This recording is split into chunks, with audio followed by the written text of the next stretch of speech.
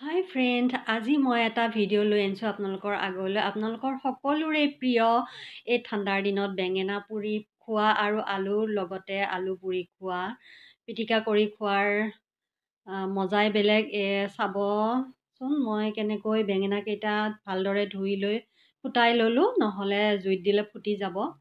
এয়া মিঠাতেল অলপ সানি ল'ম গোটেই চাৰিওফালে। মিঠাতেল সানি ল'লোঁ।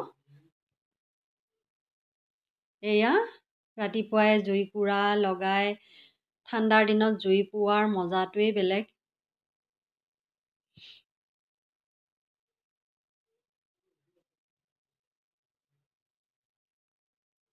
মোৰ এটা ফাল হৈ গ'ল আৰু এতিয়া মই উল্টাই দিম, আনটো ফাল সিজিবলৈ দিছোঁ।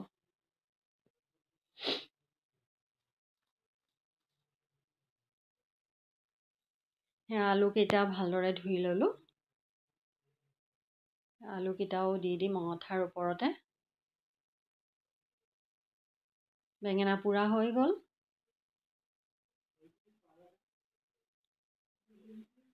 গৰমে গৰমে লাহে লাহে বাকলিবোৰ এৰুৱাই দিলোঁ।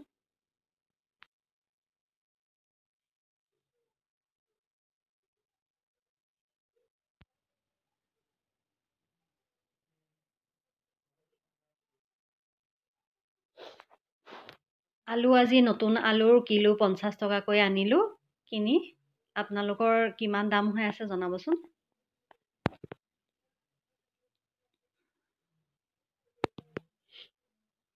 বজাৰত এতিয়া এভেইলেবল বেঙেনা ওলাইছে। বেঙেনাৰ কিলো এতিয়া 10 টকা হৈছে মাত্ৰ।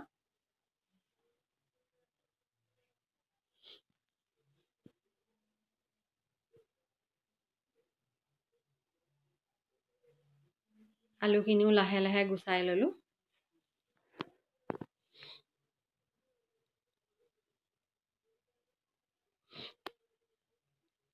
সেয়া জলকীয়া দিলোঁ, ধনিয়া, পিঁয়াজ,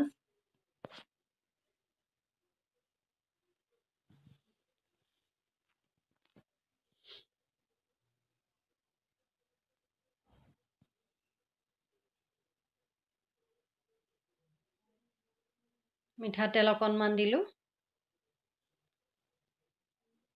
নিমখ দিলোঁ,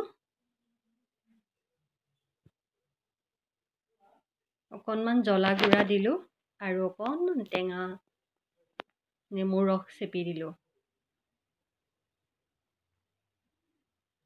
কোনে কোনে বেঙেনা পিটিকা খাই ভাল পায় জনাবচোন।